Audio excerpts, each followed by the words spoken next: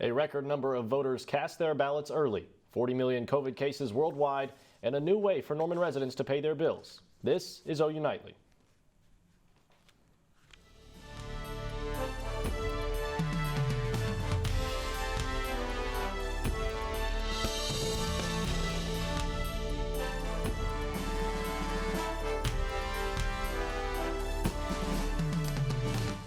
Good evening. Thanks for joining us for OU Nightly. I'm Dylan Rivera. And I'm Kelsey Hovanetz. We begin tonight with a startling number in the global COVID pandemic.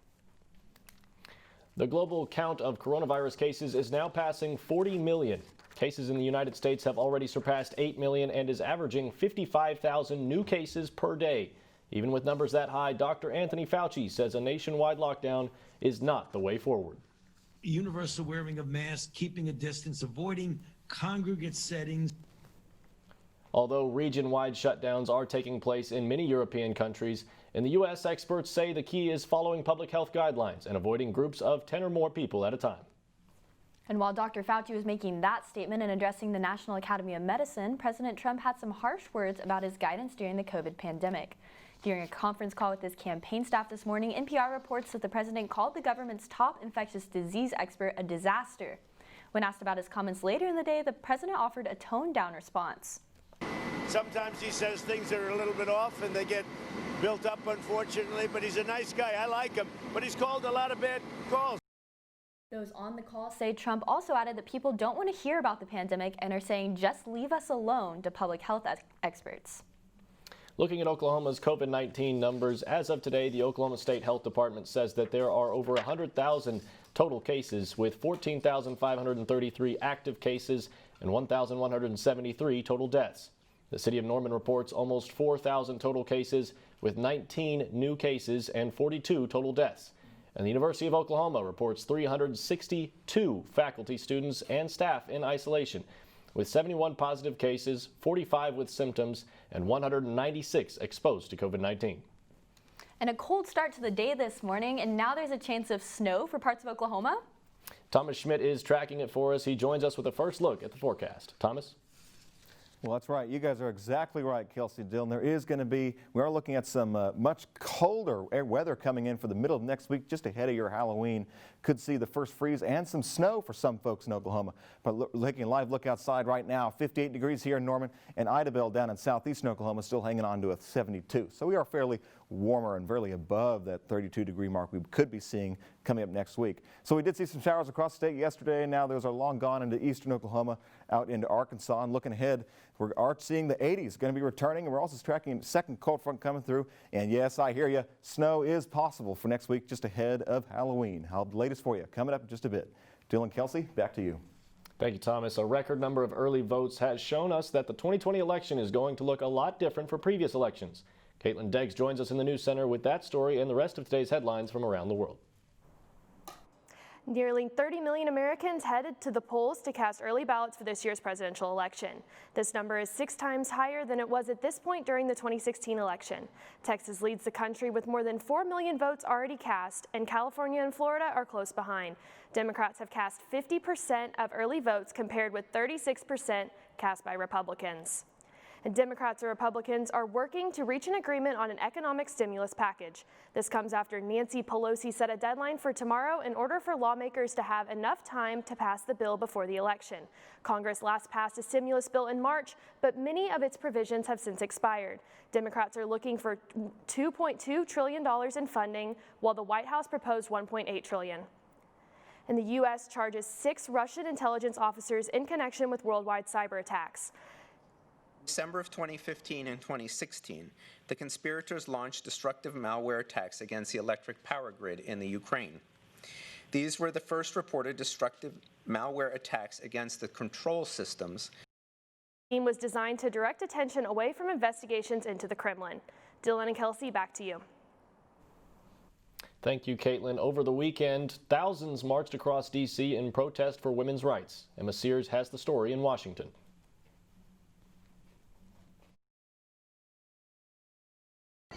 Frustrated and demanding change, thousands gathered at Freedom Plaza to protest Supreme Court nominee Judge Amy Coney Barrett. it was hypocrisy for them to try to push this nomination of anyone. Among those who participated in the march was Oklahoman Reverend Sherry Dickerson, who believes that this march is more important than ever. This election actually is much more crucial than that in November of 2016, because we now know the deliberate and intentional plans to destroy many of the values that they said this country was actually founded upon. Women from all across the nation stood up on Saturday, demanding for their voices to be heard. There are going to be over 400 sister marches all across the country. Due to the pandemic, the Women's March of Oklahoma decided to cancel their march, but they are still focused on finding a way to make sure their voices are heard. To activate and use people power and have a day of action. Have them calling their senators to say, please do not participate or vote to affirm or confirm Amy Barrett. With the possible Supreme Court confirmation just days away, tensions are rising on all sides. And the only thing that is certain is that what is to come is unprecedented. Emma Sears, Gaylord News, Washington. Though the march is over, people who are interested in getting involved with the organization can find more information on their website, womensmarch.com. And Cleveland County District Court resumed jury trials this morning, of course with many new procedures due to the COVID-19 pandemic. Jurors are required to wear masks, shields, and gloves. Their temperatures will be checked and they will be screened for COVID-19 symptoms before entering the courthouse. They'll sit in socially distanced small groups with the windows open in the courtroom. The last jury trial in Cleveland County was held 8 months ago and looked very different from today's trial. Norman residents now have the option to pay their bills in a much more convenient fashion. Find out what system the city launched today in order to make payments a bit easier to manage. And plus, a record number of Americans didn't make their housing payment last month. We'll tell you why when OU Nightly continues.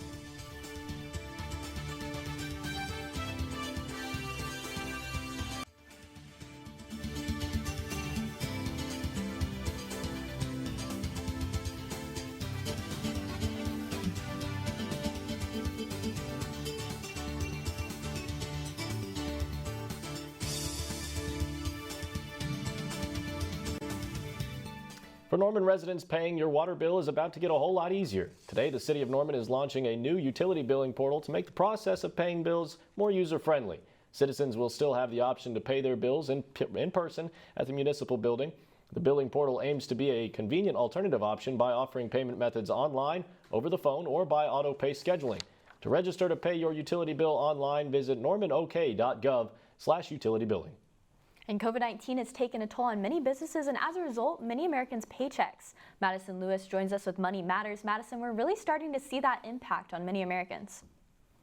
You are right on the money, Kelsey. In fact, last month, more than 6 million Americans failed to make either their rent or mortgage payment on their homes.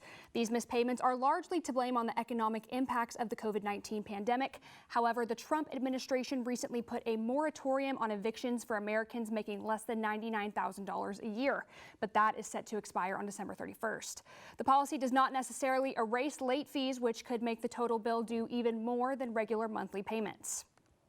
And over the weekend, the air travel industry surpassed a big milestone. The TSA announced on Sunday it screened over 1 million people.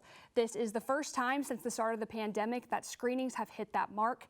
However, the number was only about 40% of the 2.6 million people the agency saw on the same day last year. The TSA also noted that last week hit the highest weekly volume for TSA screenings since the start of the pandemic, with 6.1 million passengers. And CVS Health announced they will be hiring 15,000 workers nationwide as the pharmaceutical chain anticipates an increase in coronavirus and flu cases in the coming months.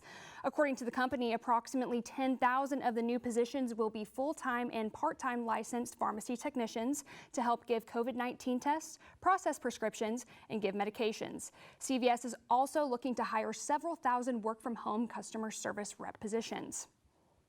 And just after 10 days, Pakistan is lifting the ban on the popular social media platform TikTok. The app was originally banned in the country on October 9th. Welcome Welcome back. Now, walking out the door this morning, you may have had some drizzle or some light showers expected yesterday into this morning. And you can see just some trace amounts out in eastern Oklahoma to a 1/10 of an inch out in Muskogee. Expect the same thing walking out the door for your tomorrow morning as well. Now, taking a live look outside, the clouds have dissipated. They're out of the sky now, and we do see big blue shining up there with the sun out here. But those clouds again will begin to build up throughout this evening into tonight. So 73 expected for tomorrow, warming up to the 80s for Tuesday and Thursday. And look at this, a big drop off as we get yet another cold front to come through here for your Thursday night into your Friday morning. So let's put things in perspective here. Here's that front that came through last night. Giving us some slightly cooler temperatures in the 50s. As you can see here, we're going to warm up a little bit tomorrow. We're going to be dodging a bullet there as a warm front's going to be shifting its way up to the north, giving us our temperatures in the 80s. But take a look at Thursday night to Friday morning here. There's that cold front. It's going to be a strong one now coming through, dropping our temperatures off into the 50s and 40s for your highs come Friday, Saturday, just ahead of another weekend. Another cold weekend, folks, I'm sorry to say. Now, taking a look at tonight, we are going to be 49 out in eastern Oklahoma. The clouds are going to persist, so clouds are like a blanket. Think about it. Take the blanket off the bed, you're going to cool down, but we're going to be leaving it on tonight, so we're going to be a little warmer than what we would be if the skies were clear. So tomorrow, south winds return 10 to 15 miles an hour from the south, 68 here in Norman and a 64 up in Enid, 70 out there in Tulsa. Sal, looking out, we're going to have fall-like temperatures for your Tuesday. It's still going to be cloudy, though, but it's a slight chance for a drizzle or two. A spotty shower or two coming on for your Tuesday morning. Clouds beginning to break up for Wednesday, warming back up to the 80s for Wednesday and Thursday. Right ahead of another cold front there for your Thursday. Now taking a look at the end of the 7-day here. We are tracking a much stronger cold front to come through. Could see our first freeze of the season for some folks and some snow up in northeastern Oklahoma there as well. Guys, back to you. Thank you, Thomas. A couple in Oklahoma City is helping the community by offering free food. OU Nightly's Karbs takes a look into what exactly the community fridge looks like. Arik and Tamar Davidian are the hosts of the OKC Fridge, which is a community fridge they keep stocked outside their home. They made the move from California to Oklahoma earlier this year with the idea to help the people in their new community. And so we actually traveled here with the little refrigerator, knowing that it's something that we wanted to start here. The OKC Fridge is aimed at lowering food insecurity in the community as well as combating food waste. The fridge is stocked with all sorts of groceries, including eggs, bread, meats, and other quality food items. You know, I think every human deserves access to food. And, you know, it's about more than having access to just any food. It's about having access to healthy, fresh food. They stock the fridge at night a couple times a week. They say with the stigma around taking free food, the nighttime can offer a sense of security for those coming to the fridge. Most of the food is taken in the middle of the night, and the fridge is usually empty by the time they wake up. You know, I feel very privileged. I don't have to worry about groceries, and I think it's cool to help people.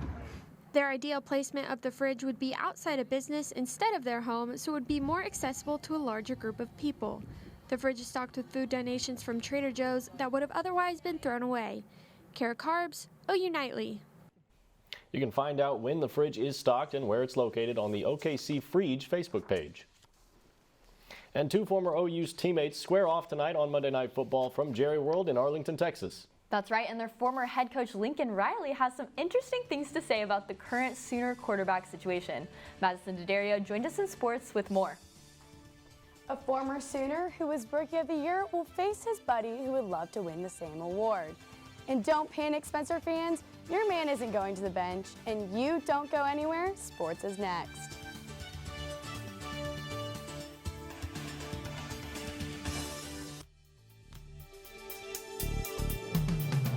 Welcome back to OU Nightly. I'm Madisyn Daddario, and it's time for sports.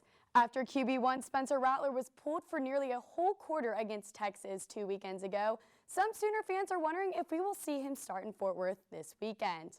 After a shaky start in the Cotton Bowl for Rattler, head coach Lincoln Riley made the decision to pull him and put in backup QB Tanner Mordecai.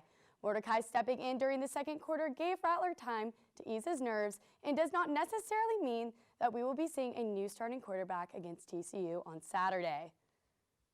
We'd had a couple of bad plays in a row, and you know, I thought it was the right thing to try to try to calm Spencer down, and Tanner had practiced well and has experience, and I have a lot of confidence in him. So it made a lot of sense at the time, and I do believe it was the right thing to do. Last weekend, OU volleyball took on Kansas in their third conference matchup of the season. Sweeping the Jayhawks on the weekend, including a shutout on Saturday, the Sooners clinched their first dub of the year. Starting with two difficult matchups against Baylor and Texas, OU volleyball seems to have found some consistency in their performance.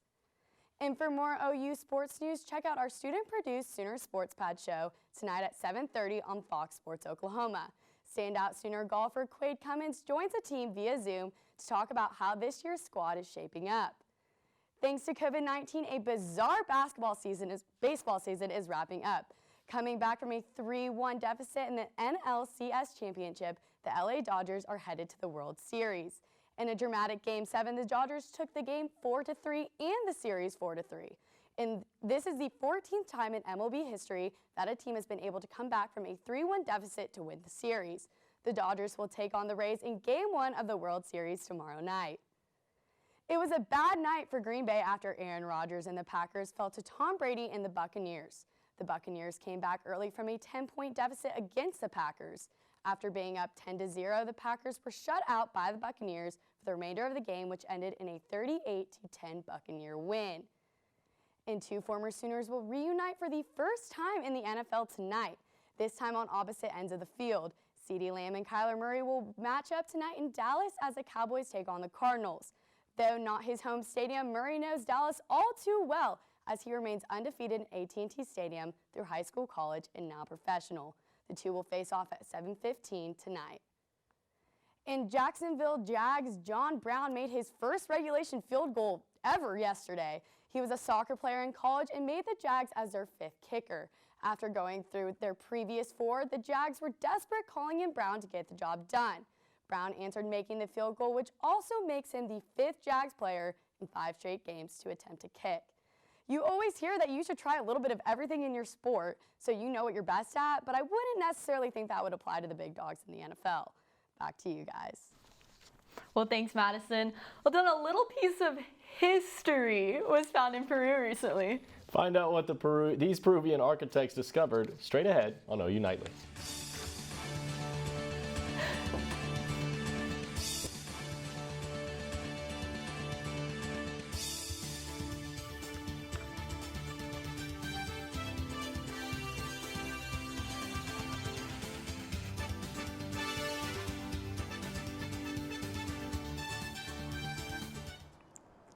I'm Deven Field at the OU Nightly Update Desk. A second excavation for victims of the 1921 Tulsa Race Massacre begins in Tulsa, Oklahoma today. The second attempt will take place in Oak Lawn Cemetery in North Tulsa. The goal is to find the remains of victims after one of the deadliest race massacres in the nation's history. The search is expected to continue until the end of the week. That's it for now. Back to you in the studio. Thanks, Dylan. Personally, I'm not a huge fan of cats, but even I have to admit this one's pretty cool. Take a look at this. Archaeologists have discovered that this Nazca Lines figure of a giant cat on a hillside in southern Peru. They estimate that this figure is 2,000 years old, and it's one of hundreds of mysterious figures in that region. And I know that the weather in Peru is decent, and out here it's been kind of cold, so I don't know if it's going to stay cold or not, Thomas. Can you update me on that? Well, I can say you are right. It's probably a lot warmer than it is here than it is in Peru. Okay, so we are going to see a couple chances of drizzle or some light showers tomorrow morning. And we've seen this before, a big warm up, then knock those temperatures right back down. What we haven't seen yet is a chance for a freeze. And like I've been saying, that's off the 7-day here. It's going to be midweek next week, right before your Halloween. And so we're taking a look at the possible some snow up in northwestern Oklahoma for some folks there for you. Guys, back to you. Thank you, Thomas, and thanks for tuning in to OU Nightly. We're live every weekday from Gaylord Hall on the campus of the University of Oklahoma. We'll see you back here tomorrow night, live at 4:30. Good night.